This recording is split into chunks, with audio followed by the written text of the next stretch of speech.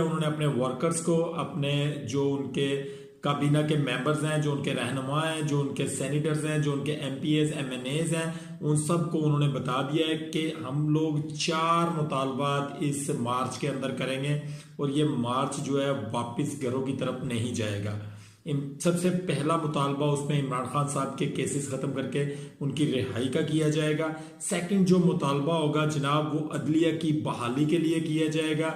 जो उसके बाद जो थर्ड है वो आयन 26 का जो आयन है, जिसको कॉन्स्टिट्यूशनल अमेंडमेंट करके पाकिस्तान की 25 करोड़ अवाम के ऊपर काबज होने के लिए किया गया और फैसले अपनी मर्जी के मुताबिक करने के लिए किया गया, उसकी शिक को खत्म करने के लिए ये मार्च किया जाएगा। उसके बाद उन्होंने कहा जी पाकिस्तान के अंदर जो बढ़ती हुई दहशतगर्दी है उसको रोकने के लिए ये सारा का सारा मामला जो है इसके अंदर देखे जाएंगे। इसमें सबसे बड़ी कॉल